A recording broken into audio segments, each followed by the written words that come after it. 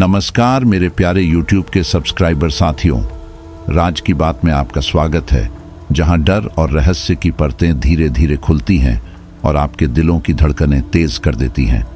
आज फिर से एक खौफनाक और दिल दहला देने वाली कहानी लेकर मैं आपके सामने उपस्थित हूं। दोस्तों, कल्पना करें एक ऐसी रात की जहां डर सिर्फ एक भावना नहीं बल्कि एक शारीरिक शक्ति बन जाती है। एक रात जब एक युवा लड़का मानव एक वीरान घर में प्रवेश करता है और खुद को घेर लेता है अंधेरे अलौकिक प्राणियों से जो उसके अपने डर से उत्पन्न होते हैं। वह भयानक जीवों, एक खतरनाक बूढ़े और यह डरावना एहसास का सामना करता है कि ये डरावनी बातें केवल कल्पना नहीं बल्कि उसकी सोच और डर से साकार हो रही हैं। जैसे जैसे वास्तविकता और डर के बीच की रेखा धुंधली होती जाती है, मानव को अपनी सबसे गहरी आशंकाओं को पार करके बचने का रास्ता ढूंढना होगा। यह कहानी है साहस, डर और मानसिक शक्ति की। क्या वह इन भूतिया प्राणियों से बच पाएगा या उसकी रातें उसके पीछे पड़ जाएंगी? जानने के लिए हमारे साथ बने रहे इस रोमांचक और डरावनी कहानी में। कहानी को शुरू से अंत तक सुनिएगा। डर और खौफ का एहसास होने वाला है। दोस्तों, अगर आपका दिल कमजोर है या आपको ज्यादा डर लगता है तो कहानी को बिल्कुल अकेले न सुने। तो चलिए अब यह कहानी मेरी जुबानी सुनते हैं। कहानी शुरू करने से पहले अगर आप हमारे साथ नए जुड़े हैं तो चैनल को सब्सक्राइब करके बेल आइकॉन को ऑन कर लीजिए ताकि हमारी हर अगली कहानी सीधे आप तक पहुंच सके। और अब बिना किसी देरी के चलिए आज की इस खौफनाक कहानी की शुरुआत करते हैं। डर एक स्वाभाविक प्रतिक्रिया है, एक प्राकृतिक भाव है जो लगभग हर जीव में विद्यमान मिलता है। यह हमें खतरे से बचने के लिए प्रेरित करता है और अक्सर हमें खतरों से बचाता भी है। हाँ, कई बार यह जान जाने का कारण भी बनता है, लेकिन यह उतना ही जरूरी है जितनी जरूरी इसके खिलाफ मिलने वाली राहत है। यह कई कारकों से उपजता है, कई तरह की परिस्थितियों में। एक डर वह होता है जो किसी चिंता या आशंका के मद्देनजर उत्पन्न होता है, जैसे किसी को खो देने का डर या कुछ बिगड़ जाने का डर। दूसरा डर वह होता है जो त्वरित प्रतिक्रिया देने पर मजबूर कर देता है। यह अपने फौरी अहित या जान के खतरे के खिलाफ पैदा होता है। यही डर जानलेवा होता है जो कभी घबराकर गलत कदम उठाने पर मजबूर कर देता है तो कभी इस डर का आधिक्य इंसान की धड़कनें ही रोक देता है। यह दो कारणों से पैदा होता है, एक प्राकृतिक कारणों से और दूसरा अप्राकृतिक कारणों से। अप्राकृतिक कारण तो एक इंसान के लिए दूसरा इंसान ही हो सकता है और प्राकृतिक कारण में एक तो कोई आकस्मिक आपदा हो सकती है और दूसरा कारण पारलौकिक शक्तियों के प्रभाव या भ्रम से पैदा घटनाओं के चलते सामने आता है। कई बार इन घटनाओं की वैज्ञानिक व्याख्या हो सकती है और कई बार नहीं हो पाती। कारण कभी अबूझ भी हो सकता है या यह भी हो सकता है कि हम अब तक उसे समझने में सक्षम ना हो पाए हों। इस तरह का डर कुछ मुख्य बातों के चलते पैदा होता है। किसी ऐसी जगह जहां अकेलापन हो, सन्नाटा हो, किसी ऐसी जगह जहां अंधेरा हो और चीजें समझनी मुश्किल हों, या किसी ऐसे मौके पर जब आप अचानक चौंक जाएं। ऐसी स्थितियों में कोई जोरदार आवाज, दिमाग को समझ में ना आ पाने वाला कोई दृश्य या दिमाग में पहले से मौजूद कोई डरावनी कल्पना या चेहरा जो आपके सुसुप्त मन में कहीं गहरे सोया रहा हो, अचानक सामने आ जाए। डर का यह सामान्य गणित है, सामान्य कारक है, सामान्य व्याख्या है, लेकिन डर का सारा विज्ञान इसमें आ जाए यह भी संभव नहीं। अपवाद जैसी बहुत सी बातें या चीजें इन तयशुदा दायरों से परे भी हो सकती हैं और संभवतः ऐसा ही कुछ मानव के साथ भी था। मानव को डरने के लिए किसी अंधेरे, अकेलेपन या सन्नाटे की जरूरत नहीं थी, बल्कि वह तो दिन दहाड़े भरी भीड़ के बीच भी डर जाता था। कहीं भी बुरी तरह चौंक जाता था, घबरा जाता था, चेहरे पर हवाइयां उड़ने लगती थीं और मारे दहशत के कई बार तो बेहोश भी हो जाता था। उसे अक्सर अपने आसपास कुछ ऐसे डरावने चेहरे, घटनाएं या चीजें दिखती थीं जो हकीकत में नहीं होती थीं, बस उसे ही दिखती थीं। उसकी हालत देखकर आसपास वाले पूछते रह जाते थे कि क्या हुआ। उदाहरण के लिए उसके पास की डेस्क पर बैठी मोना जब उसकी तरफ देखती तो एक पल में उसका चेहरा सामान्य होता और दूसरे पल में वह किसी डरावनी चुड़ैल के रूप में बदल जाता। मानव घबराकर पीछे हट जाता। जब वह दोबारा देखता तो मोना का चेहरा सामान्य हो चुका होता। अब यह कैसे होता था, इसका कोई वैज्ञानिक स्पष्टीकरण मानव के पास नहीं था, पर उसे इतना पता था कि उसे डराने के लिए किसी सन्नाटे या अंधेरे की जरूरत नहीं थी। डर तो हमेशा उसके आसपास ही रहता था। ऐसा भी नहीं था कि यह कोई आज की समस्या थी।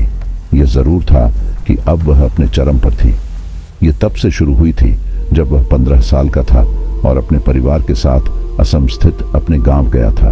हाँ, उस दौरान यह समस्या बहुत मामूली थी। ऐसा कभी कभी ही होता था कि वह रात को सोते में सपने देखता और डर जाता। बाद में वह बात दिमाग से निकल जाती। 3-4 साल तो ऐसे ही निकल गए थे। जब वह 18 पार कर चुका था तो बात सपनों से आगे बढ़ गई थी। अब कभी कभी चलते फिरते, कहीं बैठे बिठाए भी उसे कुछ ऐसे विचित्र अनुभव हो जाते थे जो उसे डरा देते थे। हालांकि तब भी यह समस्या ऐसी विकराल तो नहीं थी कि इसे लेकर वह बहुत परेशान होता। उसे बस इतना ही लगता कि किसी खास पल में उसका दिमाग थोड़ा वियर्ड बिहेव कर जाता है और वह उन चीजों को लुसिनेट करने लगता है जो असल में कहीं होती ही नहीं। हालांकि तब उसे एक साइकेट्रिस्ट के पास भी ले जाया गया था। मानव की हिस्ट्री जानकर डॉक्टर ने यही कहा था कि उसने शायद अपने गांव वाले दौरे पर कोई डरावना अनुभव किया होगा।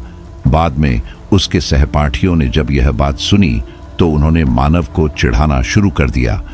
उनके सामने यह साबित करने के लिए कि वह डरपोक नहीं है, मानव ने हॉरर कंटेंट पढ़ना और टीवी मोबाइल पर देखना शुरू कर दिया।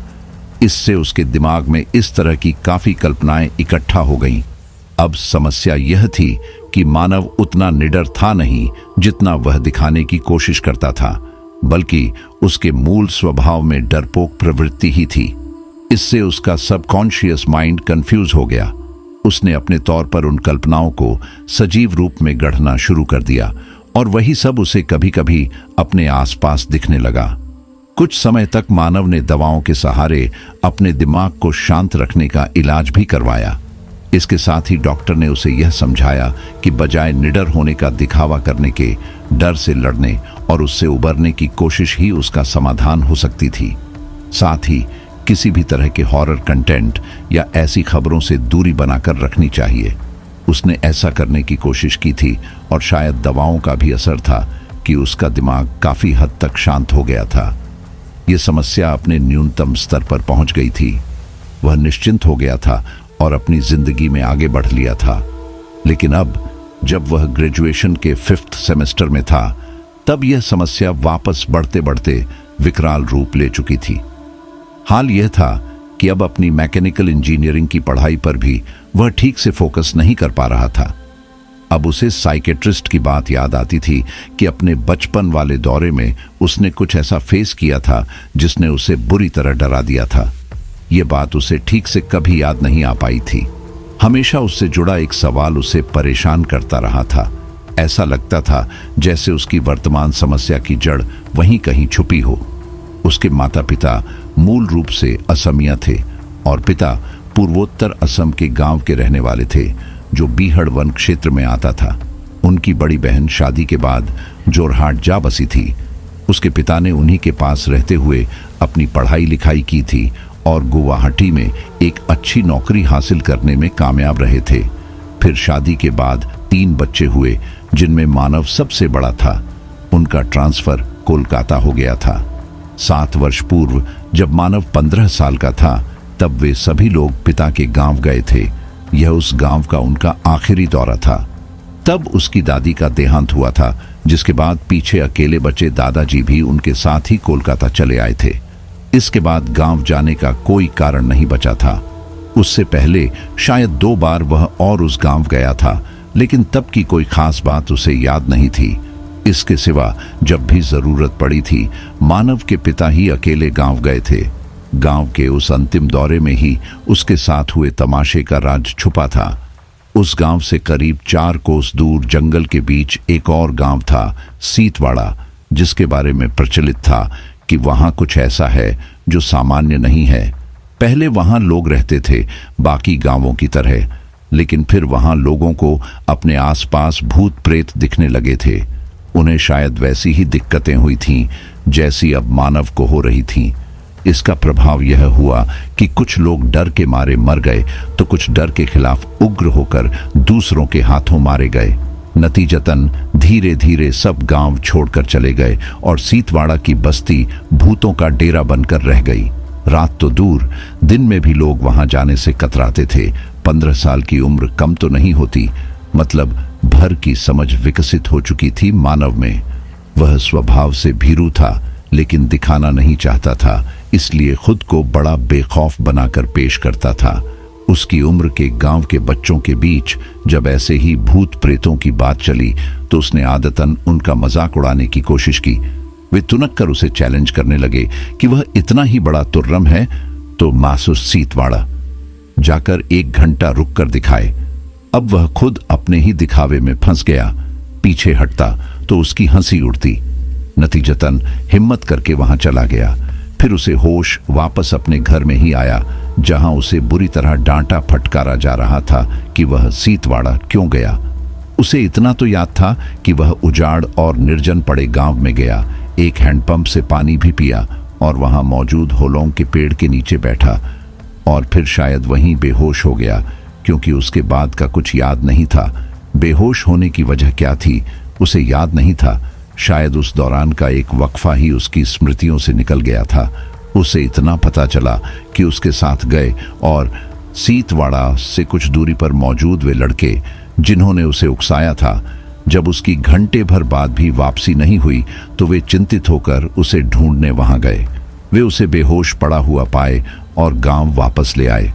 गांव के लोगों का मानना था कि चूंकि वह गांव बुरी शक्तियों का डेरा था तो जरूर उसने वहां कुछ ऐसा देखा था जिसने उसे इस हद तक डरा दिया कि वह होश खो बैठा।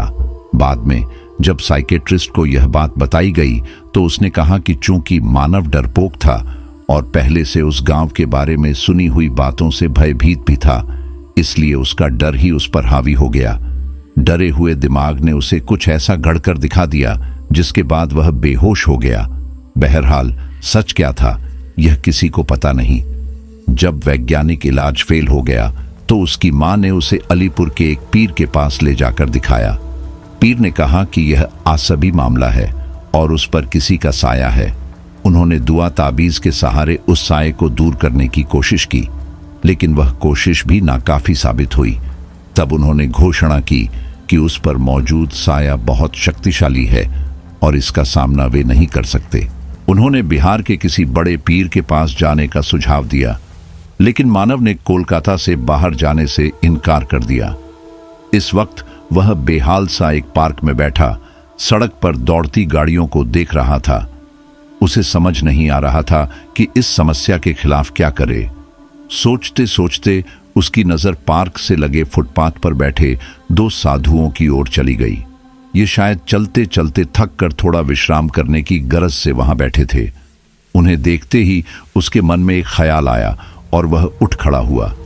मुख्य गेट से निकलकर वह उन दोनों के सामने पहुंचा और उनके सामने ही उकड़ बैठ गया। दोनों में से एक युवा था तो दूसरा वृद्ध। उसके इस तरह उनके सामने आ बैठने से उनके चेहरों पर जैसे एक बड़ा सा प्रश्न चिन्ह उभर आया। एक सवाल का जवाब जानना था, बाबा, जो मुझे किसी से नहीं मिल पा रहा, शायद आपके पास हो, दे सके तो बड़ा उपकार होगा, उसने पूरी विनम्रता से कहा। दोनों ने बस सवालिया निगाहों से उसे घूरा। उसने कम से कम शब्दों में अपनी पूरी समस्या बताई, उस सच के साथ बताई जो साइकेट्रिस्ट ने उससे स्वीकार कराया था कि वह स्वभाव से भीरू था, लेकिन दिखावे के चक्कर में अपनी सीमाओं का अतिक्रमण करता रहता था। अब उस पर सभी तरह के टोटके अप्रभावी थे।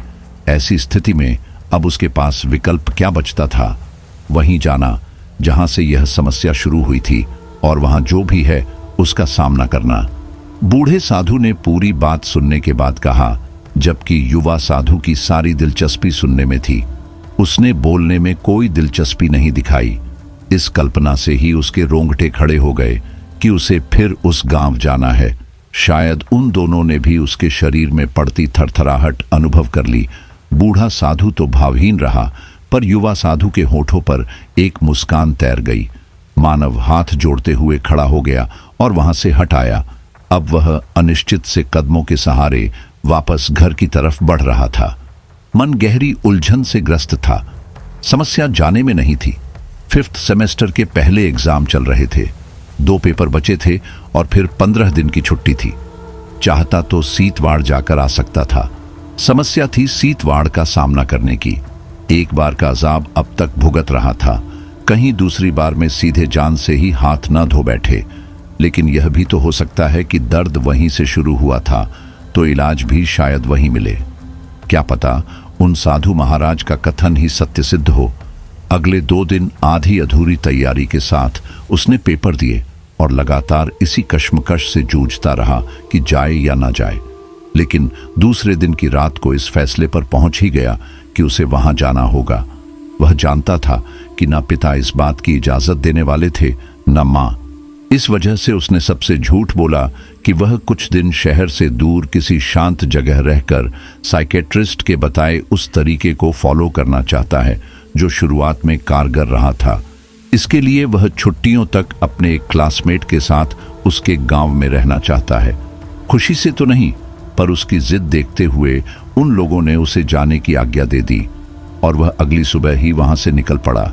दरवाजे पर हुई दस्तक ने उसकी विचार निमग्नता तोड़ दी और वह उठकर बैठ गया। सहन से गुजरकर उस मुख्य दरवाजे तक पहुंचा जो उधड़े पेंट के साथ अब दीमक का भोजन बन रहा था। सांकल हटाकर दरवाजा खोला तो सामने संजना खड़ी थी। उसके एक हाथ में भोजन की थाली थी और दूसरे में पानी का गिलास। वह 17 से 18 साल की अल्हड़ सी युविका थी, जिसमें जितना आकर्षण उसकी काली गहरी आंखों वाले भोले से चेहरे में था, उससे कहीं ज्यादा उसके भरे भरे बदन में था। जब आखिरी बार वह तिजोर गांव आया था तब वह 10 साल की बच्ची थी जिसकी नाक बहा करती थी और वह उसे नाक ही कहकर चिढ़ाया करता था। अब वह जवान हो चुकी थी और जवान होने के साथ साथ काफी आकर्षक भी। उसका मेखेला से झांकता बदन न चाहते हुए भी मानव को बेचैन कर रहा था और उसे नजर चुरानी पड़ रही थी। अंदर आ जाऊं तब देख लेना कायदे से, संजना ने शरारत भरे स्वर में कहा। वह झेंप कर परे हट गया। वह मुस्कुराते हुए भीतर आ गई और अरसे से बंद पड़े उस घर के इकलौते ठीक ठाक कमरे में खाना रख दिया। वहां भी बस एक खाट और थोड़ा सा सामान ही सही सलामत बचा था। अम्मा बोली कि कुछ और चाहिए हो तो बता देना और जब तक भी रुकना है खाना हम बना देंगे। वह खाट के पास खड़े होकर हाथ मसलते हुए बोली। अच्छा, मानव को बोलने लायक और कोई शब्द न मिले।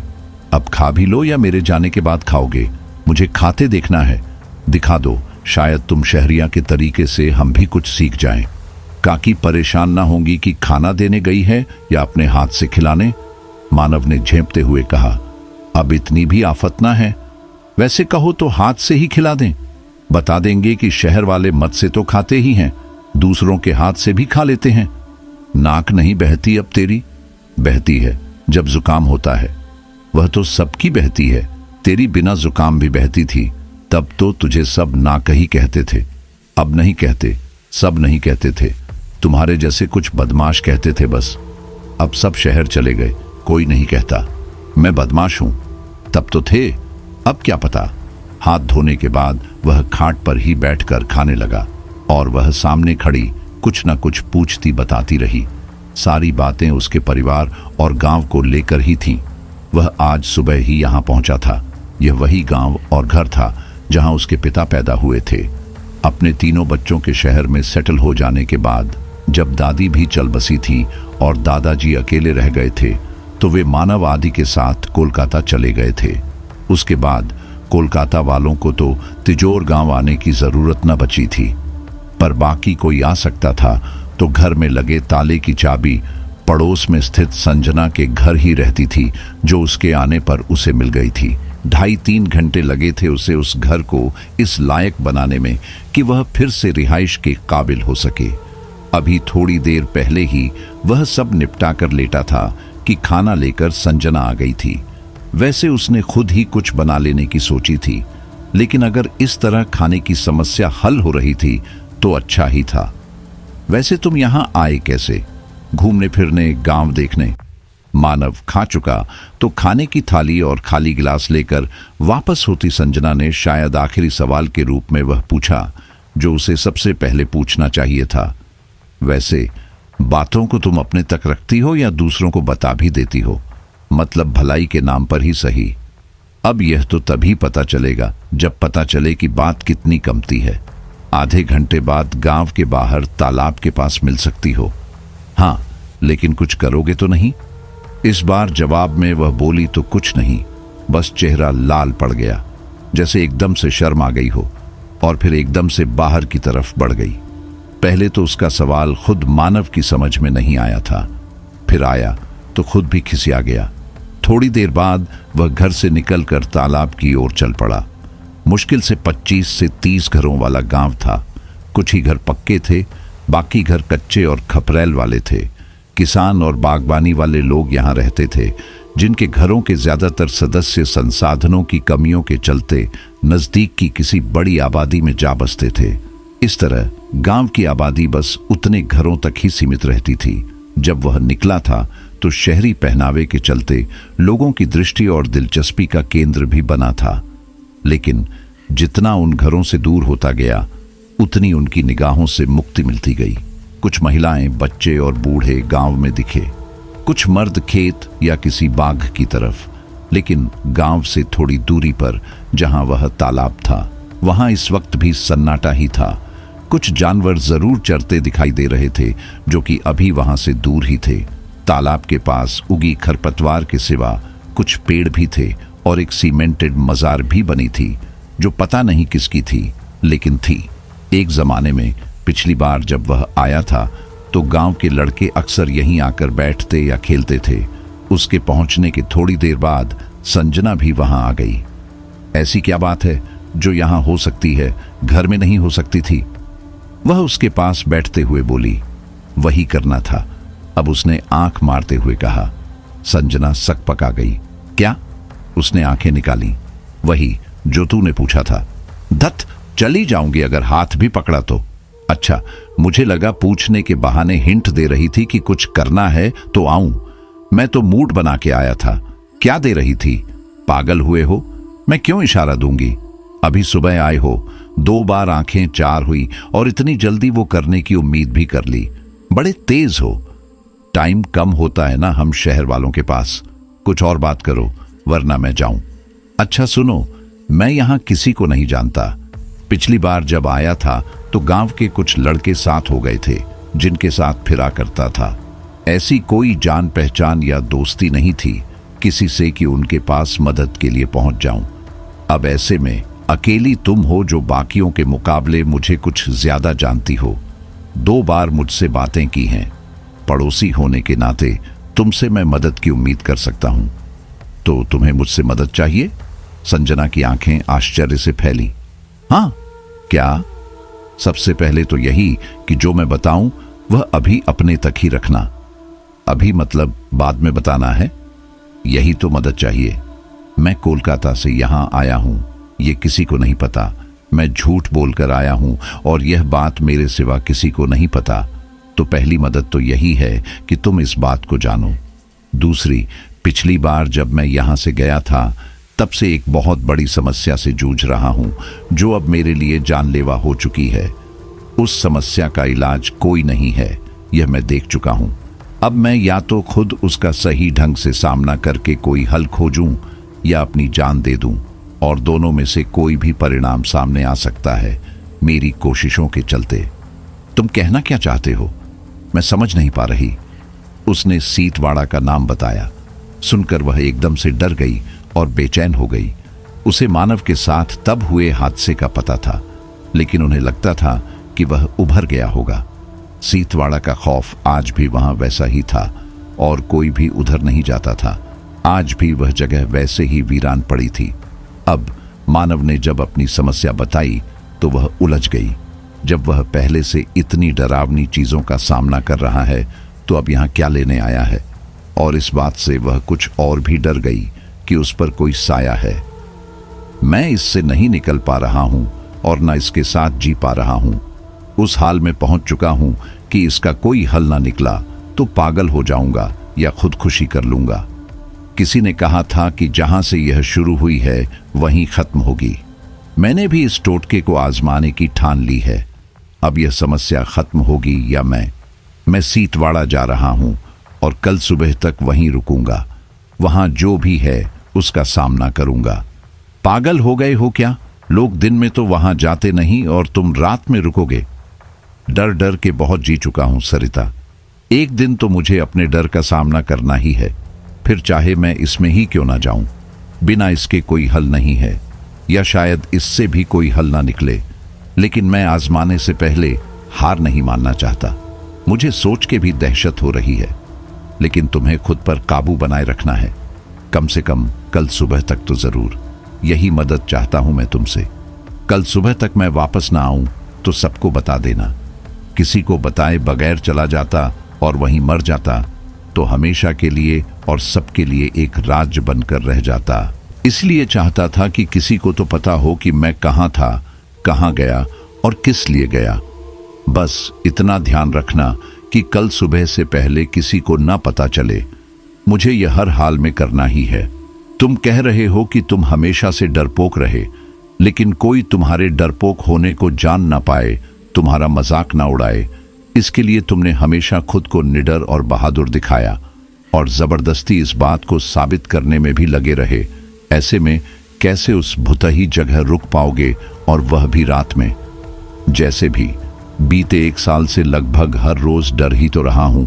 इतना डर चुका हूं कि अब अंदर बैठा डर भी कमजोर पड़ने लगा है। तो शायद सीतवाड़ा का सामना भी कर ही लूं। वह चुप होकर चिंता भरी दृष्टि से उसे देखने लगी। घड़ी ने 3:30 होंगे जब जंगल के बीच से होते हुए वह उस जगह पहुंचा जिसे आसपास के लोग सीतवाड़ के नाम से जानते थे। वहां पहुंचने तक अजीब से एहसास हो रहे थे।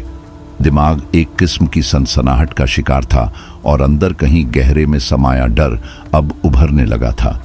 उसे अब आसपास चौंकाने वाली आवाजें भी सुनाई देने लगी थीं और बीच बीच में पेड़ों या घनी झाड़ियों के बीच जैसे कुछ डरावने चेहरे या आंखें भी दिखाई देने लगी थीं। सीतवाड़ा पहुंचने तक वह किसी तरह खुद को यह समझाने में कामयाब रहा था कि उनमें कुछ भी वास्तविक नहीं था। वह सब उसके दिमाग का गढ़ा भ्रम था। देखरेख के अभाव में निर्जन पड़ा सीतवाड़ा जैसे अब प्रकृति का ही हिस्सा बनना शुरू हो चुका था। पेड़ पौधों बेतरतीब उगी और फैली जंगली बेलों, लंबी घास और झाड़ियों ने उसे अपने कब्जे में ले लिया था। बीच बीच में कुछ ही जगह खाली बची थी जहां लंबी घास फैली हुई थी। वहां जो घर थे वे कच्चे ही थे और लगभग ढह चुके थे। उनके बीच बस एक घर थोड़ा सही सलामत था जो अभी ढाने से बचा हुआ था। वह शायद गांव के सबसे समर्थ रहे आदमी का मकान होगा जिसमें एक अहाता भी मौजूद था। वहीं खुली जगह की तरफ वह जंग लगा इकलौता हैंडपंप और उससे थोड़ा हटकर होलोंग का पेड़ भी मौजूद था जिसके गिर्द मिट्टी और ईंटों से एक घेरा खींचा हुआ था जिस पर कभी वह बैठा था।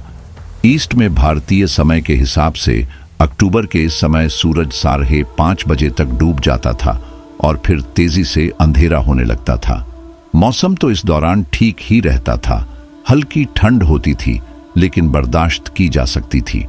अब वह हर हाल में वहां रात गुजारने का लक्ष्य लेकर आया था। उस हिसाब से उसने थोड़ी तैयारी भी की थी जिसमें सबसे पहले उसे वह जगह देखकर वहां आग का इंतजाम करना था। हवास पर सवार डर के बावजूद उसने पहले जगह का सूक्ष्म मुआयना किया। निर्जन पड़ी होने के कारण बिना किसी गतिविधि के भी वह जगह भुताहा लगती थी। हर पल ऐसा महसूस होता था जैसे कहीं से कुछ निकलकर एकदम से सामने आ जाएगा। धड़कनें अनियंत्रित हो चली थीं और सांसें भी अव्यवस्थित हो रही थीं। वह महसूस कर रहा था कि भले उस जगह में कुछ ना हो, लेकिन उसकी पूर्व छवि ऐसा प्रभाव उत्पन्न कर रही थी कि डर अपने आप ही पैदा हो रहा था। जंगली जगह थी।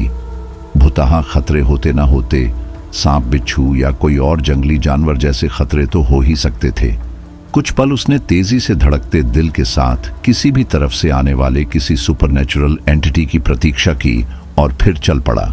उसके पास लकड़ी काटने वाला एक छुरा था जैसा नारियल काटने वाला होता है। उसे उसने हाथ में पकड़ लिया और किसी भी पल में चला देने के लिए खुद को मानसिक रूप से तैयार कर लिया। एक को छोड़ बाकी सारे घर मामूली बनावट के ही थे जो ढह रहे थे। उन्हें देखने और उनके अंदरूनी हिस्सों पर नजर डालने में ज्यादा समय नहीं लगा, लेकिन जब वह सही सलामत घर में घुसा तब जरूर उसके रोंगटे खड़े हो गए। ऐसा लगा जैसे उसके आसपास ढेरों लोग मौजूद हों जिन्हें वह महसूस कर सकता था, लेकिन देख पाने में असमर्थ था। वहां उसे किसी तरह की एनर्जी भी महसूस हुई और स्नायुविक तनाव इतना ज्यादा हो गया कि जैसे खून कंपट में आकर बजने लगा था। घबराकर वह जल्दी ही उस घर से बाहर निकल आया। अहाता था। पीछे एक कोठरी बनी थी। घर के अंदर दालान, 3 बड़े कमरे, 2 कोठरी, रसोई आदि थे जिनकी दशा दयनीय हो रही थी। वहां उसे एक बंद दरवाजे के पीछे नीचे की तरफ जाती सीढ़ियां भी दिखीं, जैसे मकान मालिक ने नीचे भी तहखाना बनवा रखा हो। अब वह डर का सामना करने जरूर आया था, लेकिन इतना भी दिलेर नहीं था कि नीचे उतर जाता। इतने में ही शरीर गर्म हो गया था और पसीने से भीग गया था। इसमें थोड़ा रोल तो वहां मौजूद उमस का भी था। सूरज के नीचे बैठने की वजह से प्रकाश कम होने लगा था। पहले तो उसने आसपास बिखरी पड़ी या घरों के अंदर पड़ी सूखी लकड़ियां बटोरी।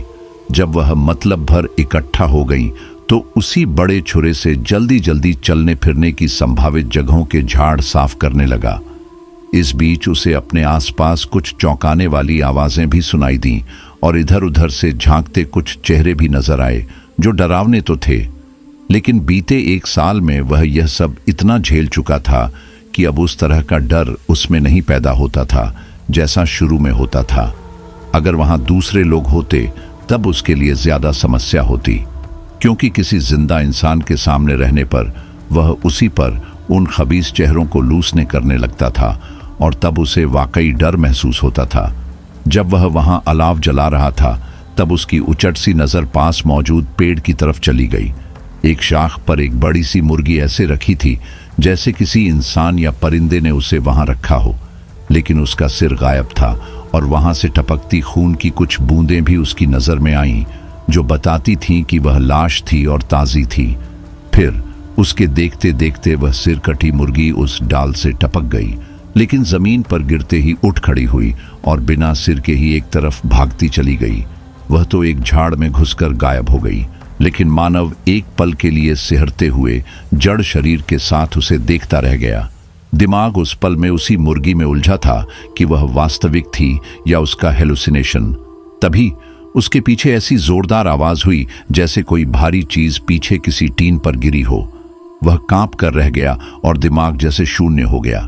फिर उधर पलट कर देखा तो कहीं कुछ नहीं था, लेकिन उसी पल में ऐसा लगा जैसे एक घर के बगल में खड़ी और उसे घूरती 2 आंखें उसी पल में हटी हों। एक सिहरन सी तन में दौड़ी, लेकिन फिर सिर झटक कर वह अपने काम में लग गया। यह सब तो अपेक्षित था। वह जानता था कि न वहां सुकून मिलना था न नींद, बल्कि रात भर यही तमाशे झेलने थे।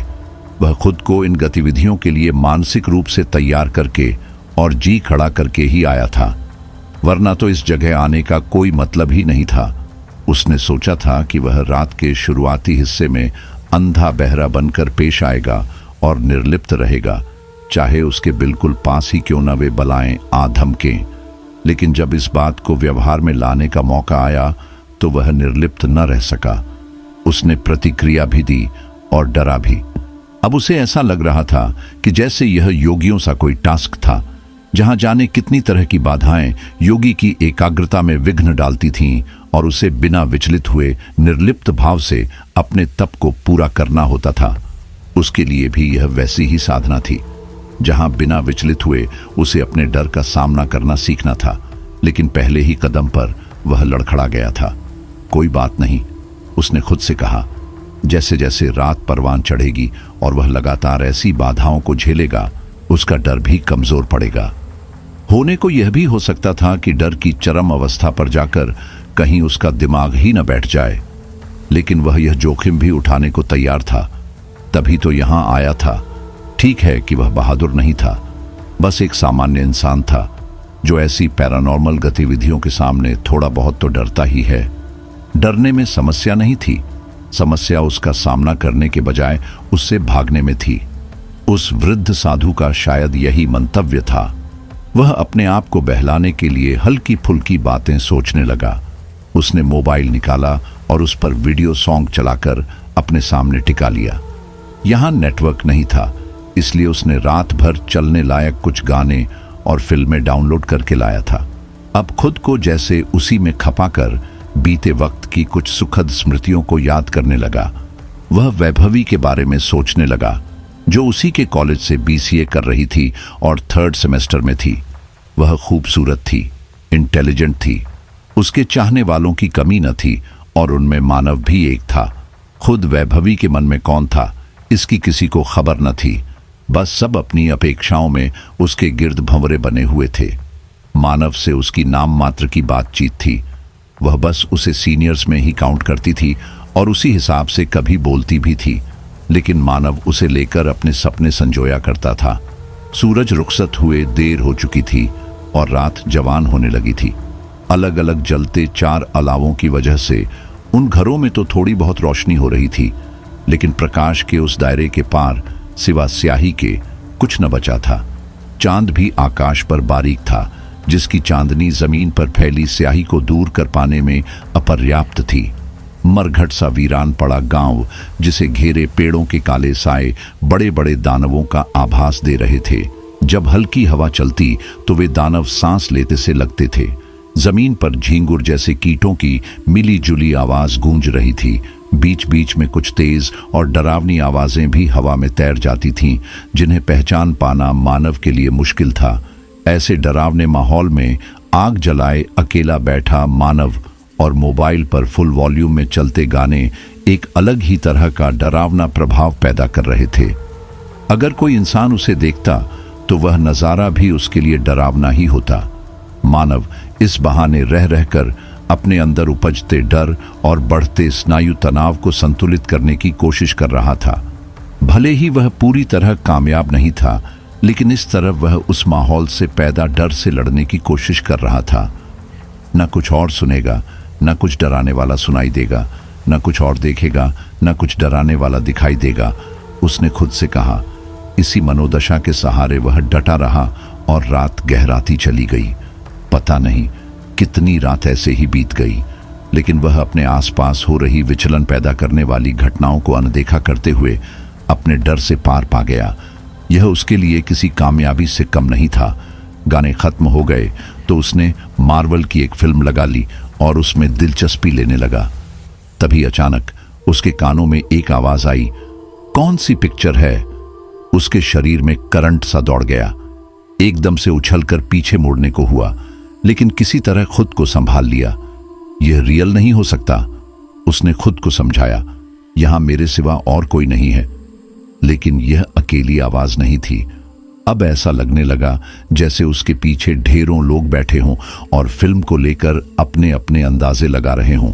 सारी आवाजें उसके कानों में पहुंच रही थीं। उसे ऐसा लग रहा था जैसे उसके ठीक पीछे लोगों की भीड़ बैठी हो। उसने खुद पर काबू रखने की बहुत कोशिश की, लेकिन मन नहीं माना और वह पलट गया। पीछे जो उसने देखा उससे उसकी घबराहट और बढ़ गई। वहां कम से कम दर्जन भर लोग मौजूद थे। वे लोग नहीं बल्कि लाशें थीं। उनके शरीर सड़ रहे थे, कहीं कहीं सड़ते घावों में कीड़े रेंग रहे थे। कुछ के गोश्त खत्म हो चुके थे और हड्डियां बाहर निकल आई थीं। वे बड़े इत्मीनान से पेट के बल लेटे, एक हाथ या दोनों हाथों पर चेहरा टिकाए मोबाइल की तरफ देख रहे थे। मानव के घबराकर पीछे हटने के बावजूद उन्होंने उसकी तरफ कोई तवज्जो नहीं दी। उनकी नजरें मोबाइल की स्क्रीन पर ही टिकी रहीं। मानव का हलक सूख चुका था, दिल जैसे धड़कने लगा। तभी उसके कानों में पीछे से सांप के फुफकारने की आवाज आई। यह सुनकर वह फिर से चौंक गया। ये जॉम्बीज भ्रम हो सकते हैं, लेकिन सांप तो असली हो सकता है, उसने सोचा। ये ख्याल आते ही वह पलटा और घास में एक सांप को फन उठाते देखा। मानव ने जल्दी से अपना छुरा उठा लिया। सांप उसके करीब आ गया। जैसे ही सांप ने वार किया, मानव ने छुरे वाले हाथ को तेजी से चलाया। सांप का फन वाला हिस्सा छुरे की चपेट में आ गया और कटकर अलग हो गया। उसने सांप के दोनों हिस्सों को आग में डाल दिया। सांप से उलझने के कारण मानव के दिमाग से वे सड़ते मुर्दे निकल गए थे। उसने पलटकर देखा तो वे सब गायब थे। मोबाइल पर फिल्म वैसे ही चल रही थी। अब मानव फिर अपनी जगह पर बैठ गया, गहरी गहरी सांस लेते हुए खुद को सामान्य करने की कोशिश करने लगा। जब फिल्म आधी हो गई तो उसके कानों में हैंडपंप चलने की आवाज पड़ी। उसने गर्दन घुमाई। हैंडपंप ऊपर नीचे हो रहा था, लेकिन उसे चलाने वाला कोई नहीं था। हैंडपंप के पार हल्के अंधेरे में एक आकृति खड़ी थी। वह सीधा मानव की दिशा में देख रही थी। जैसे जैसे मानव उस पर गौर करता गया, आकृति स्पष्ट होती गई। वह एक सदियों पुराना बूढ़ा व्यक्ति लग रहा था। उसकी झुर्रीदार खाल जगह जगह से लटक रही थी। उसकी आंखें डरावनी थीं, जैसे अपने हलकों से उबल आई हों। सिर पर बाल नाम मात्र के थे, जो गर्दन तक लटक रहे थे। चेहरे पर एक तरफ बड़ा सा घाव था, जो फटा हुआ था। वह बार बार अपनी सांप जैसी जीभ निकालता और हंसता। मानव ने उसकी तरफ से नजर हटाने की कोशिश की, लेकिन ऐसा कर नहीं पाया।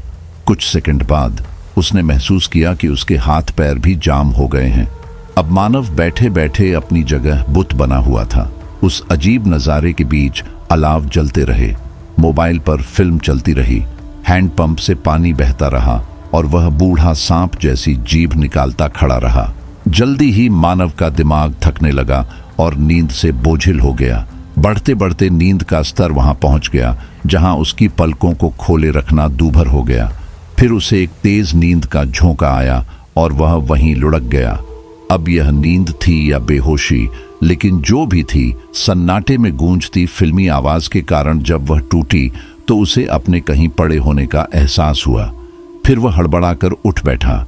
सीलन और बदबू भरी कोई बंद और अंधेरी जगह थी।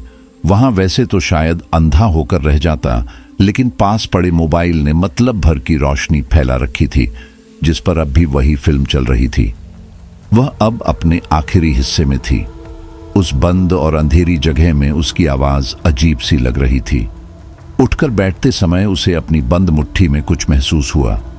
उसने मुट्ठी खोलकर देखा तो उसमें कोई बड़ी सी जंग लगी चाबी थी। वह चौंक कर उसे वहीं फेंक दिया और दोनों हाथों से सिर थाम लिया।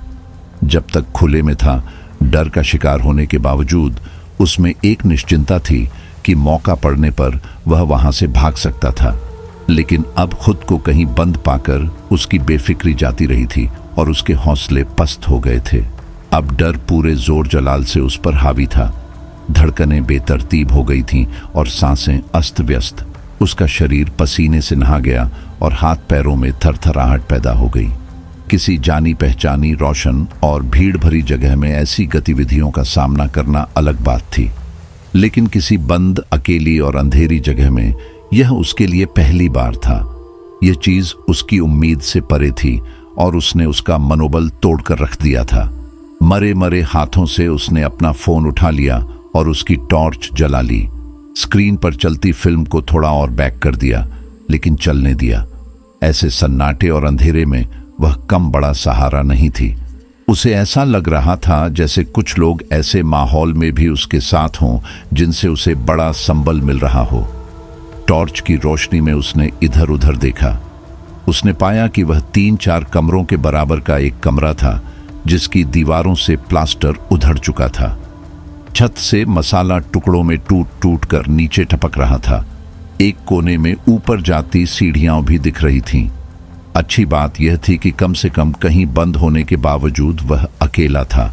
वह सोचने लगा कि एक बेहद पिछड़े इलाके में, दशकों से निर्जन पड़े गांव में ऐसा तहखाना कहां से आ गया।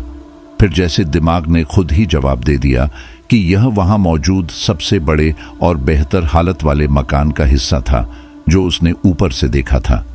यानी वह उसी घर के तहखाने में था।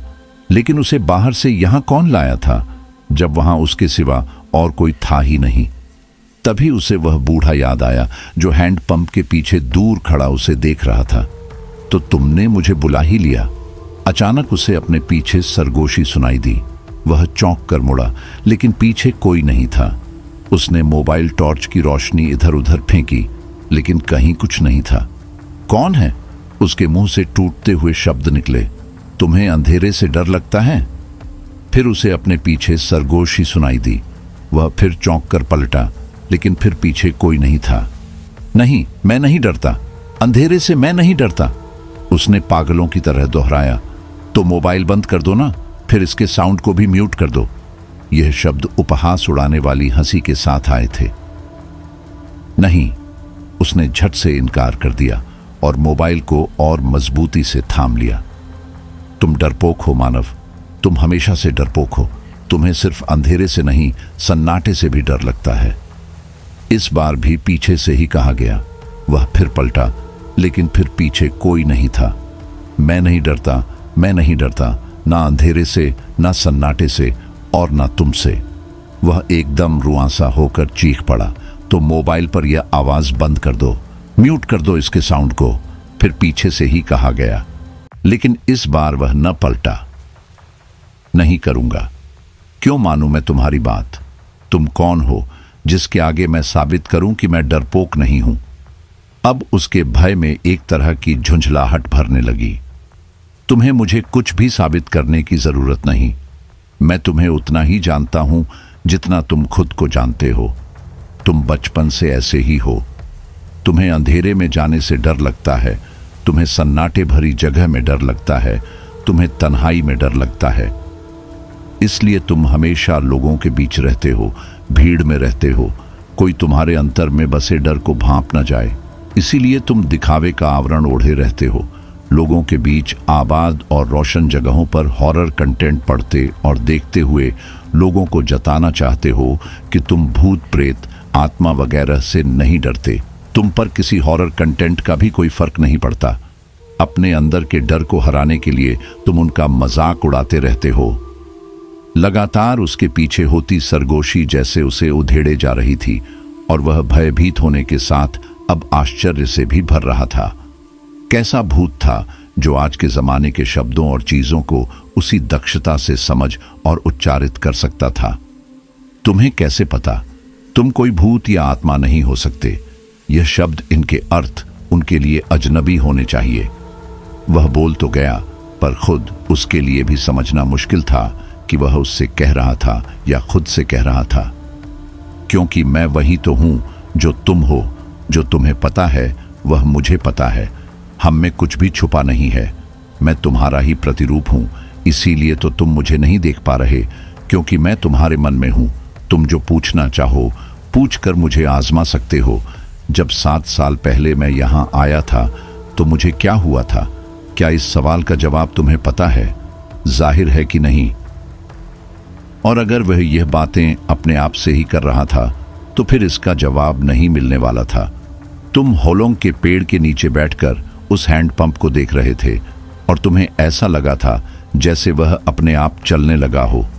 जिसके बाद तुमने मेरी कल्पना की थी, अपने साथ जुड़े एक सुपरनेचुरल एंटिटी की। तुम्हारी कल्पना ने ही तो जन्मा था मुझे, और तुम ही मेरा ताप सहन न कर पाए थे और होश खो बैठे थे। लेकिन मैं तुम में रह गया, हमेशा के लिए, एक अभिशाप की तरह। उम्मीद के खिलाफ उसे जवाब मिल गया, और यह जवाब उस पीर के दिए जवाब जैसा ही था कि उस पर कोई साया है। साया किसका? खुद का? उसकी किसी वियर्ड इमेजिनेशन का? तुम मेरा पीछा कैसे छोड़ोगे? कैसे दफाओगे मेरी जिंदगी से? सहसा वह चीख पड़ा और जवाब एक हल्की हंसी के साथ मिला, जिसके साथ ही सन्नाटा छा गया और बस मोबाइल की आवाज गूंजती रह गई। वह सर पकड़कर वहीं बैठ गया। उसने अगर अपने आप से ही बात की थी तो उन बातों का अर्थ यही था कि उसके आसपास घटती पैरानॉर्मल एक्टिविटीज में रियल कुछ नहीं था। बस वह डरा सहमा अपनी बचपन से सुनी जानी देखी कल्पनाएं करता था और वे एक आकार पाकर सजीव हो उठती थीं। वह बस वही लुसिन करता था जो उसके अवचेतन में सुरक्षित था, और उसने कभी किसी पल में अनजाने में खुद ही उसे देखना चाहा हो। लेकिन अगर यही अंतिम सच था तो ऐसी किसी चीज का भौतिक वजूद होना ही नहीं चाहिए। अब अगर ऐसी किसी चीज का भौतिक वजूद नहीं था तो बिना भौतिक हाथ पैर के कैसे वह हैंड पंप चल गया? कैसे वह बाहर के खुले वातावरण से निकलकर इस बंद तहखाने में कैद हो गया? कैसे उसका मोबाइल उसके साथ ही उस जगह तक पहुंच गया? नहीं, यह उसकी कल्पना से बाहर कुछ था जिसका जवाब खोजना शेष था। वह सोचता रहा और मूवी खत्म हो गई। मूवी खत्म तो आवाज खत्म, आवाज खत्म तो एकदम से सन्नाटा हावी, और सन्नाटा हावी हुआ तो दिमाग बहक गया। लगा कि जैसे कोई फुफकारा हो, उसने चिन्हों के तहत आवाज की दिशा में रोशनी फेंकी। एक डरावनी आकृति छत और दीवार के जोड़ के पास चिपकी हुई थी, जिसने रोशनी को अपनी तरफ आते देख अपने भयानक से चेहरे के साथ फिर फुफकार भरी थी और शरीर में एकदम से दौड़ गई सिहरन के साथ उसके रोंगटे फिर खड़े हो गए। वह डरा सहमा उसे देख रहा था। वह आकृति चेहरे से डरावने प्रेशर देती दीवार पर ही इधर उधर होने लगी थी। तभी उसे अपने दाहिनी ओर सरगोशी सी सुनाई पड़ी। उसने झट से रोशनी उधर फेंकी तो उधर वैसी ही एक डरावनी मगर जनाना आकृति दीवार से चिपकी हुई दिखी, जो उसे देखते हंस पड़ी थी। लेकिन उसकी हंसी में ऐसा ठंडापन था कि मानव कांप गया। उसने जमीन पर आसपास देखा कि शायद उसका छुरा भी वहां हो, लेकिन वह वहां नहीं था। मानव को एकदम से तेज घबराहट होने लगी और वह पीछे हटने लगा, लेकिन 2 कदम ही पीछे हटा होगा कि एक कराहती हुई आवाज कानों तक पहुंची, जो उसे अपने और पास आने को कह रही थी। वह घबराकर रोशनी समेत जैसे ही पलटा, उसके एकदम पीछे मौजूद एक जानवर और इंसान के मिश्रण से बनी भयानक सी आकृति एक जोरदार चीख के साथ पीछे उछलते हुए उस तरफ की दीवार से जा चिमटी। उसकी चीख ऐसी थी कि मानव के कानों के पर्दे झंझना गए और दिमाग जैसे एकदम सुन्न हो गया, और ऐसी स्थिति में कांपती हुई पिंडलियों ने उसका वजन संभालने से इनकार कर दिया। वह भरभराकर वहीं ढेर हो गया। ऐसा लगा था जैसे दिल ही साथ छोड़ गया। कुछ पल बेजान सा पड़ा रहा, फिर जान आई तो एक हाथ से सीना मसलते धीरे धीरे खांसने लगा। उस दशा में उसने दीवारों या छत की तरफ मौजूद उन खौफनाक आकृतियों की तरफ देखने से परहेज किया था। भले उनके चलने की, जोर जोर से सांसें लेने की, सिसकने की या हंसने की आवाज उसके कानों को छूती रही। उसका रुख जमीन की तरफ था और मोबाइल की रोशनी उसके चेहरे पर पड़ रही थी। गले में पहनी चैन नीचे हवा में लटक रही थी, जिसे झूलते हुए यह देख रहा था, और वह चैन भी जैसे उसमें कोई शक पैदा कर रही थी। उसने चेन को ऊपर खींचते महसूस किया, जैसे उसे गर्दन के पीछे से पकड़कर खींचा जा रहा हो। वह सामने से उसकी गर्दन के नजदीक आती गई और फिर त्वचा से सटकर उस पर दबाव डालने लगी। उसने घबराकर अपने हाथों से उसे पकड़कर सामने से खींचने की कोशिश की, लेकिन वह उसकी पकड़ में ही ना आई और सांस घुटने लगी। तब वह लुढ़क ही गया कि पीठ जमीन की तरफ हो जाए। चैन को पीछे से खींचने वाला कोई नहीं था कि वह उससे छुड़ा सकता, लेकिन इस तरह कम से हवा में उठी चैन को पीछे खींचने की जगह तो नहीं मिलेगी। वही हुआ भी। जैसे ही वह पीठ के बल हुआ, चैन पर पीछे से पड़ता दबाव खत्म हो गया और वह सामने से ढीली पड़ गई। इससे गर्दन को राहत मिली और वह जल्दी जल्दी सांसें लेने लगा। हालांकि यह राहत क्षणिक ही साबित हुई। तभी उसके पैरों पर कुछ उंगलियां आजमी और उसे अंधेरे कोने में खींचा जाने लगा। उसने जल्दी से मोबाइल टॉर्च का रुख उधर किया तो वहीं चुड़ैल उसे पैरों से पकड़े खींचती दिखी। वह फिर बुरी तरह घबरा गया और पलटकर जमीन को पकड़ने की कोशिश करने लगा। ऐसे तो बात नहीं बनी, लेकिन फिर उसने पलटकर उस चुड़ैल को लात मारनी शुरू कर दी। ऐसे में एक लात उसके मुंह पर भी पड़ गई और वह गुर्राते हुए पीछे हट गई। वह कोहनियों के बल जल्दी जल्दी आगे बढ़ने लगा। इस बात से एक चीज की पुष्टि तो हो गई कि वे सब उसकी कल्पना नहीं थे, बल्कि उनका भौतिक अस्तित्व भी था। इस चीज ने उसके डर को चरम पर पहुंचा दिया। वह ऐसी अंधेरी और बंद जगह में ऐसी बलाओं के बीच मौजूद था जो उसे कुछ भी नुकसान पहुंचा सकती थी, लेकिन वे आखिर आई कहां से? जब उसने पहले देखा था तो वहां उसके सिवा कोई नहीं था, फिर अब कैसे वे वहां थीं? कोई जवाब नहीं था। तनाव इतना ज्यादा बढ़ गया था कि लग रहा था फिर होश खो बैठेगा। वह चुड़ैल उसे दीवार तक खींच ले गई थी। उससे छूटकर कुछ दूर वह कोहनियों के बल सरका था, फिर खड़े होकर भाग लिया। पैरों में जान नहीं थी। चंद कदम के बाद ढह गया, लेकिन फिर उठकर भाग लिया। रुख उन सीढ़ियों की तरफ था जो ऊपर जाती दिख रही थीं। सीढ़ियों पर पहुंचकर भी गिरा, लेकिन फिर उठकर भागा। जब सीढ़ियों के अंतिम सिरे पर पहुंचा तो वहां एक दरवाजा मौजूद था जो बंद था। उसमें एक मोटा ताला लगा था। यह देखकर उसका मन किया कि यही। झुंझलाहट में वह उस दरवाजे को झंझोड़ा पागलों की तरह चीखने लगा, लेकिन दरवाजे पर कोई असर न पड़ा। तभी उसे उस चाबी का ख्याल आया जो उसने उठते ही अपने हाथ में आई थी। उसने व्यग्रता से नीचे उस तरफ रोशनी फेंकी जिधर वह चाबी फेंकी थी। वहां जानवर और इंसान के मिश्रण से बना वह खौफनाक जीव मौजूद था और उस चाबी को जैसे सूंघ रहा था। रोशनी पड़ते ही उसने चेहरा उठाकर अपनी सुर्ख आंखों से मानव की दिशा में देखा था और वह कांप कर रह गया। अब दरवाजा बिना चाबी के नहीं खुल सकता था और चाबी के पास वह भयानक सी बला मौजूद थी। ऐसे में क्या कर सकता था वह अपना मन टटोलने लगा। यहाँ जो भी था वह उसके डर से संबंधित था, भले वह कितना ही भौतिक हो। अभी तक वह उन्हें देखने तक से डर रहा था और उनसे बचने में लगा था। असल में यही उसकी समस्या थी, यही उसकी कमजोरी थी। उसे उस साधु की बात याद आई, डरना अलग चीज है। वह हर इंसान में एक प्राकृतिक भाव के रूप में विद्यमान रहता है, लेकिन सही इंसान वह है जो उसका सामना करे, ना कि उससे भागे। भागने का अब कोई विकल्प ही नहीं था। वह एक बंद तहखाने में 3 ऐसे जीवों के साथ मौजूद था जो उसे डराकर ना भी मार पाते तो उसे फाड़ कर रख सकते थे, और वहां कुछ ऐसी अदृश्य शक्तियां भी मौजूद थीं जो उसे नुकसान पहुंचा सकती थीं। जैसे अभी चेन खींचकर उसका गला कसा जा रहा था, तो ऐसे में वे अगर उसे मारने वाले भी थे तो उसके पास उनसे भागने का कोई विकल्प नहीं था। उसे हर हाल में उनका सामना ही करना था। वे उसे मौत के सिवा और कुछ नहीं दे सकते थे, और मौत तो बिना सामना करने की कोशिश किए भी मिलनी ही थी। जरूरत थी उन नाजुक पलों में अपनी मौत को स्वीकार करने की। उसने एक गहरी सांस ली, आंखें बंद की और मौत को स्वीकार कर लिया। जिंदगी से जुड़ी हर उम्मीद उस पल में दिमाग से खुरच फेंकी और पूरे आत्मविश्वास से नीचे उतरने लगा। इस बार उसने रोशनी हल्के हल्के नचाई। यहां सिर्फ वह 3 भूतिया क्रीचर ही नहीं थे, बल्कि हवा में लहराते तमाम काले या सफेद साए भी थे, जिनका कोई शेप नहीं था, जिनकी कोई शक्ल नहीं थी। वह सब देखते रहे। फिर उसका आत्मविश्वास डोलने लगा और पैर कांपने लगे, लेकिन उसने हार मानकर खुद को रोका नहीं, बस चाबी की तरफ बढ़ता रहा। वहां मौजूद सारे जीवों की आंखें उस पर टिकी रहीं और अब सारे ही उस चाबी के पास सिमट आए थे। शरीर में बार बार सिहरन दौड़ रही थी, लेकिन किसी तरह वह आगे बढ़ने की हिम्मत बनाए हुए था। उस चाबी तक पहुंचने में वे तीनों जीव और ये सारे साए ही बाधा थे, लेकिन उसके आगे बढ़ने से वे बस फुफकार हुए, उसे जगह देते गए थे। चाबी तक पहुंचकर वह थमा। उसके ऐन सामने वह दानव सा भेड़िया मानव बैठा था और उसके मुंह से सांसों में भरी गुर्राहट खारिज होने के साथ ही उसकी जबान से टपकती लार जमीन छू रही थी।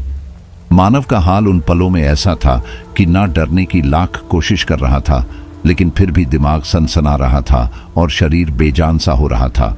उस जीव की सुर्ख आंखों में देखते हुए झुका और चाबी उठा ली। वह जीव भी बस उसे घूरता रहा। मानव उम्मीद कर रहा था कि वह उस पर झपटे, लेकिन उसने भी खुद को तैयार कर लिया था कि अगर वह झपटे तो उसकी आंखों में अपनी उंगलियां भोंक देगा। पर वह झपटा ही नहीं, बस वैसे ही घूरते हुए मानव को देखता रहा और मानव चाबी उठाकर पीछे हट गया। कुछ कदम उन्हें देखते उल्टे पांव ही तय किए और फिर मुड़कर सीढ़ियों की तरफ बढ़ लिया। हालांकि पैर बुरी तरह कांप रहे थे और शरीर में सर्द लहरें दौड़ रही थीं, लेकिन किसी तरह बस अपनी हिम्मत बरकरार रखे था। सीढ़ियों को चढ़ने में उसे लग रहा था कि कहीं भरभरा कर ढेर ना हो जाए, लेकिन चढ़ गया और फिर दरवाजे तक पहुंच भी गया। पीछे मौत जैसा पैना सन्नाटा खींच गया था। अब तो जैसे नीचे मौजूद बलाएं सांस भी नहीं ले रही थीं। उसने थरथराती उंगलियों से ताला खोलने की कोशिश की, लेकिन एक तो उसकी कांपती उंगलियां चाबी ही ना लगा पाई, और जब लगा पाई तो वह ताला बंद ही उसके हाथ में आ गया, जैसे वह कभी कुंडी में लगा ही नहीं था। उसने ताला पीछे फेंका और कुंडी हटाई। बाहर की ताजी हवा का झोंका इतने जोर से उससे टकराया जैसे उसे उखाड़कर फिर नीचे पहुंचा देगा। वह एकदम से लड़खड़ा आया, लेकिन संभल गया। फिर पलटकर दरवाजे के बाहर छलांग ही लगा दी। बाहर पहुंचा तो किसी तरह गिरते पड़ते सहन की तरफ भाग लिया, जिसका उसे अंदाजा था। खाली पड़े कमरों से अब हंसी की आवाजें उभरने लगी थीं। एक मुसीबत से बाहर आ गया था, तो जहां एक तरफ राहत मिली थी, वहीं दूसरी तरफ अब फिर डर हावी होने लगा था। अगर एक बार वह खुली जगह से उठाकर उस बंद तहखाने में पहुंचाया जा सकता था तो यह दोबारा भी हो सकता था। किसी तरह वह उस घर से निकलकर बाहर अहाते में आया तो बाहर उसे अपने जलाए अलाव जलते दिखे और वह उस अलाव की तरफ लगभग दौड़ ही लिया। जहां बैठा था वहां तक पहुंच पाता उससे पहले ही लगा कि हवा में मौजूद किसी अदृश्य भौतिक स्ट्रक्चर से टकराया हो और उछलते हुए अलाव में ही जा गिरा। अब इतना बड़ा अलाव तो नहीं था कि वह उसी में जल जाता, लेकिन फिर भी थोड़ा बहुत तो जल ही गया।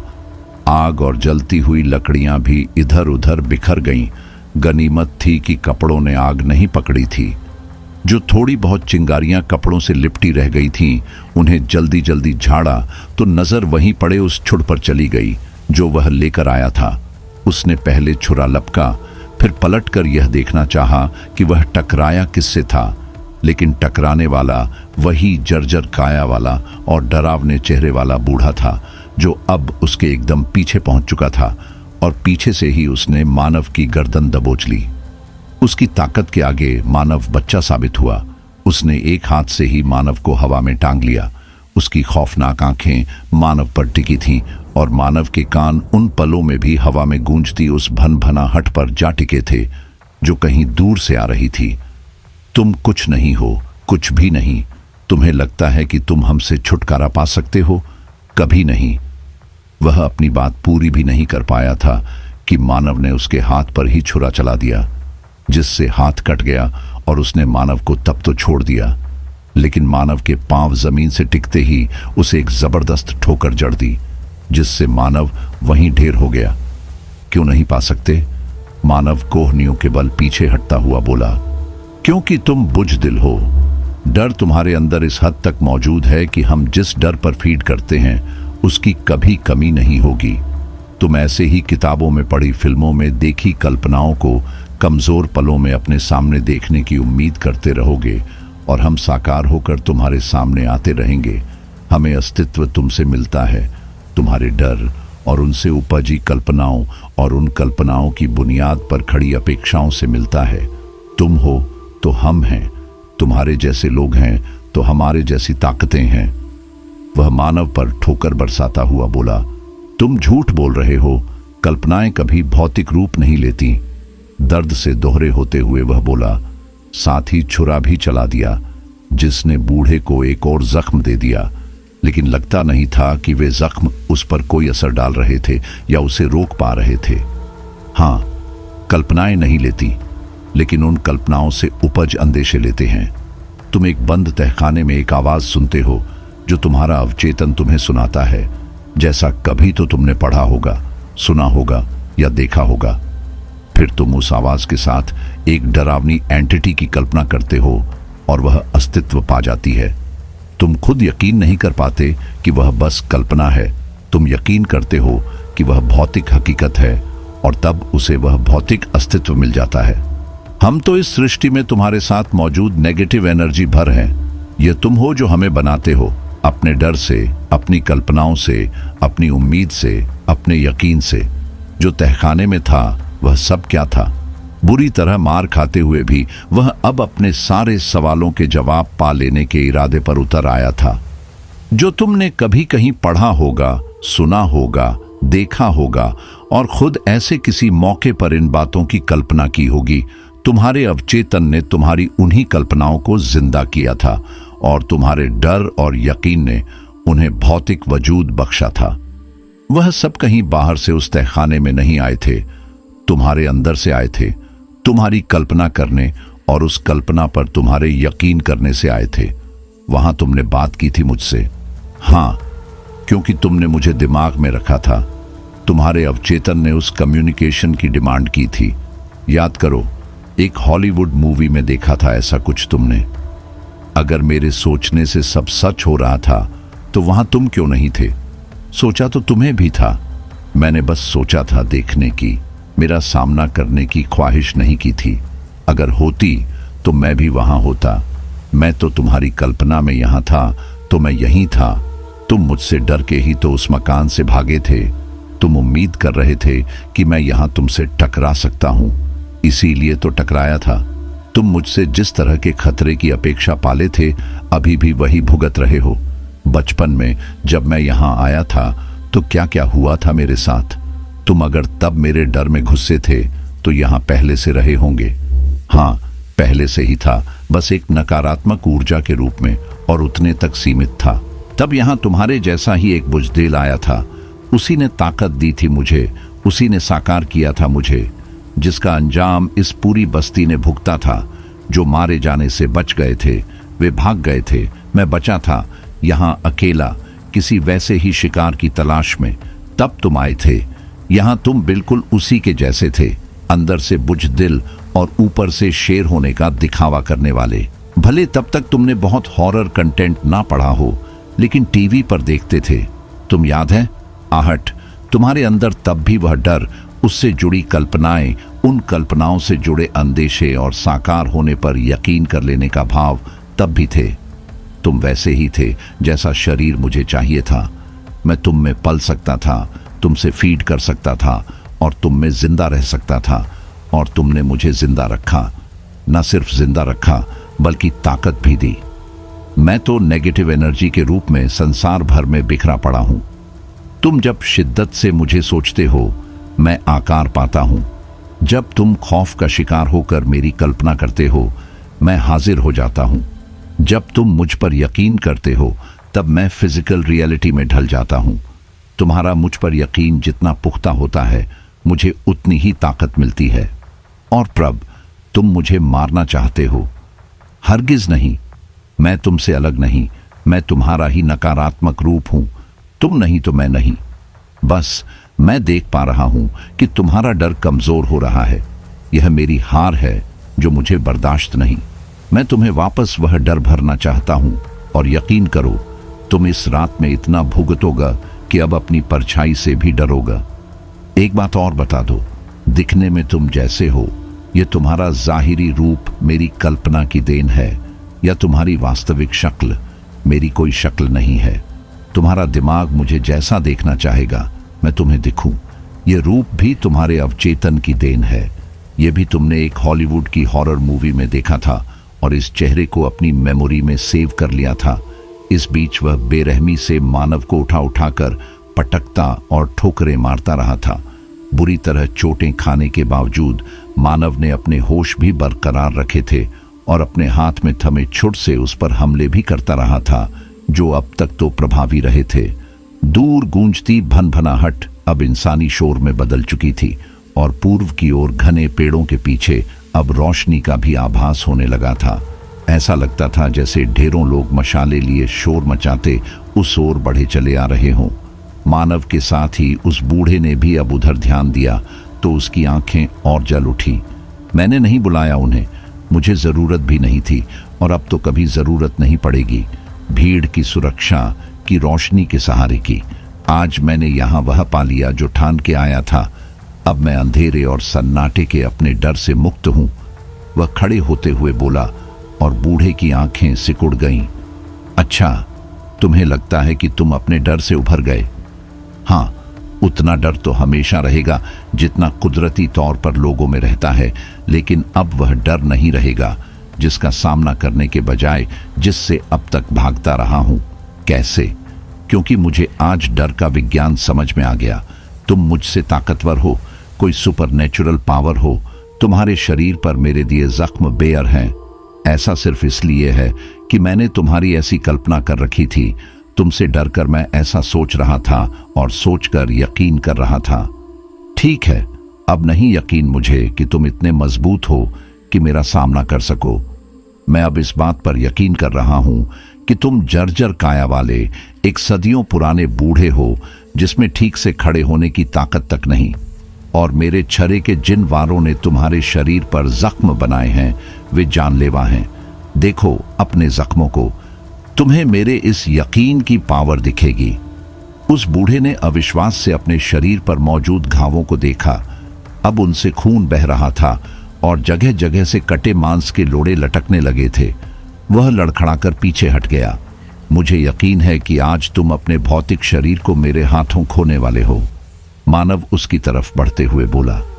वह मानव को घूरते हुए पीछे हटा और मानव ने एक छलांग लगाकर उसे दबोच लिया। अब उसमें वह ताकत ना महसूस हुई जो पहले दिख रही थी। कुछ ही वारों में मानव में आत्मविश्वास पैदा हो गया कि वह उस पर हावी हो सकता था। तब वह उसी बेरहमी से उस बूढ़े पर पिल पड़ा जिस बेरहमी से बूढ़ा उसे पीट रहा था। बूढ़े की मार ने मानव को चोटें जरूर दी थीं, लेकिन यह जानलेवा नहीं थी, जबकि मानव ने जिस तरह उसे मारा था वह जानलेवा चोटें ही थीं, जिनके अंत में उसने बूढ़े के एक पैर पर अपना पैर रखकर उसके दूसरे पैर के सहारे 2 टुकड़ों में चीर डाला था और फिर दोनों टुकड़ों को आग के हवाले कर दिया। तब तक उसी तहखाने वाले मकान से वे तीनों जीव भी बाहर आ गए थे और बाकी कई सफेद काले साए भी। लेकिन इस बार मानव में उन्हें देखकर डर ना पैदा हुआ, बल्कि आंखों में भेड़िए सी चमक आ गई। उसने लपक कर सही सलामत जलते तीसरे अलाव से एक जलती हुई लकड़ी उठा ली और पूरी ताकत से उन पर टूट पड़ा। वे राख के कणों में बदलते हवा में घुलने लगे।